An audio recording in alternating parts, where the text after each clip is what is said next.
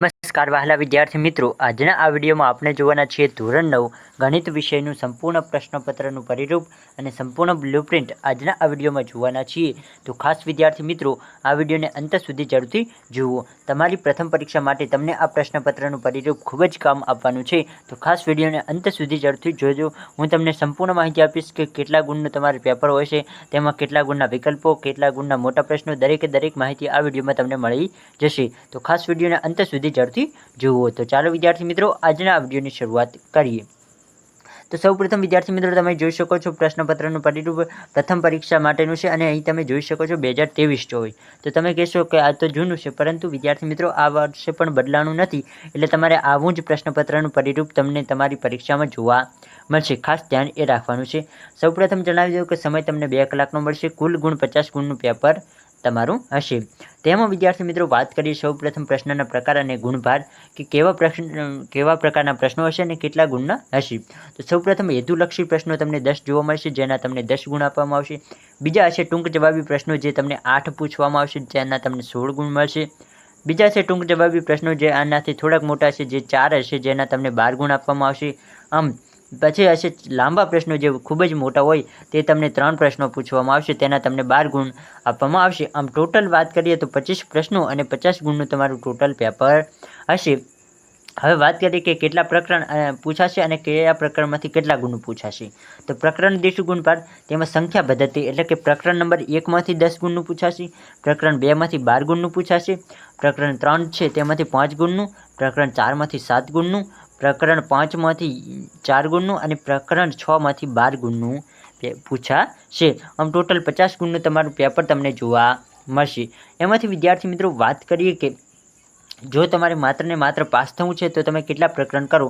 તો ખાસ વિદ્યાર્થી મિત્રો જણાવી દઉં કે જો તમે પ્રકરણ પહેલું અને પ્રકરણ બીજું સારી રીતે તૈયારી કરો, તો તમારે 22 જેટલા ગુણ આવી જાય તો તમે પાસ થઈ જશો. તો તમે આ 2 પ્રકરણ કરો તો પણ ચાલે. જો તમારે માત્ર પાસ થવું હોય તો તમે આટલા આ 2 પ્રકરણ કરો અને તેમાંથી ફૂલ તૈયારી તમે આ 2 પ્રકરણની કરો, તો તેમાંથી સારા ગુણ આવી જાય. જો 22 ગુણનું છે તો એમાંથી ઓછામાં ઓછા 20 ગુણ આવે ને તો તમે પાસ થઈ શકો છો. આમ તો ટોટલ તમારે 50માંથી કેટલા લગભગ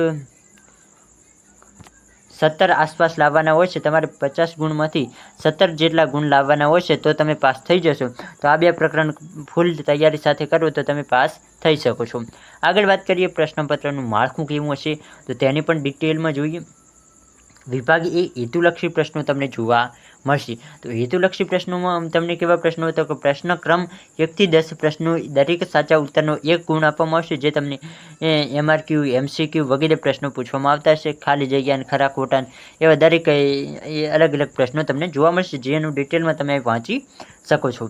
આગળ વાત કરીએ પ્રશ્ન વિભાગ B ની, તો ટૂંક જવાબી પ્રશ્નો, જે તમને 16 ગુણના જોવા મળશે. તેમાં તમને 11 થી 18 પ્રશ્નો જોવા મળશે, જેમાં તમને 8 પ્રશ્નો આપવામાં આવશે અને દરેક પ્રશ્નના 2 ગુણ, એટલે કે તમે એક પ્રશ્ન સાચો લખો તો તેના તમને 2 ગુણ મળી જશે. પછી છે વિભાગ C, તેમાં તમને ટૂંક જવાબી પ્રશ્નો જોવા મળશે, જેમાં તમને 12 ગુણનો વિભાગ C જોવા મળશે. તેમાં તમારે પ્રશ્ન નંબર 19 થી 22 4 પ્રશ્નો દરેક સાચા ઉત્તરના લખવાના રહેશે અને કોઈ પણ એક પ્રશ્નમાં આંતરિક વિકલ્પ પણ તમને આપવામાં આવશે, જેનાથી જો તમને કોઈ એક પ્રશ્ન ના આવડતો હોય તો તેના અથવામાં તમે બીજો કોઈ પણ પ્રશ્ન લખી શકો છો.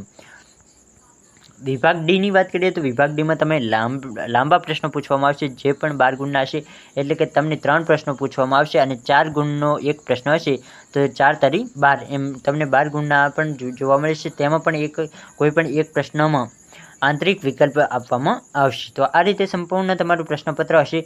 એકવાર તમારું IMP પ્રશ્નપત્રનું પરિરૂપ જોઈ લઈએ. તો આ છે તમારું પ્રશ્નપત્રનું પરિરૂપ, જેમાં વિદ્યાર્થી મિત્રો તમને અહીં ફરી એક પ્રકરણ દીઠ ગુણભાર આપ્યો છે. એ શાનો છે એકવાર જોઈ લઈએ. તો સોરી વિદ્યાર્થી મિત્રો, આ દ્વિતીય પરીક્ષાનું પ્રશ્નપત્રનું પરિરૂપ છે, તો તે આપણે જોવાની જરૂર નથી. તો અહીં સુધી આઈ હોપ તમને સારી રીતે સંપૂર્ણ માહિતી મળી ગઈ હશે કે કયા પ્રકરણમાંથી કેટલા ગુણનું પૂછવાનું, કેવું પ્રશ્નપત્ર આવશે, તેના વિશે સંપૂર્ણ માહિતી મળી ગઈ હશે. આઈ હોપ વિદ્યાર્થી મિત્રો તમને આ વિડીયો પસંદ આવશે. અમે કોશિશ કરીશું કે તમારા માટે જલ્દીથી જલ્દી IMP પ્રશ્નો પણ લાવીએ. તો જરૂરથી આપણી આ YouTube ચેનલને સબસ્ક્રાઈબ કરીને રાખજો. ફરી મળીએ આવા જ કોઈકના વિડીયો સાથે. ત્યાં સુધી આવજો.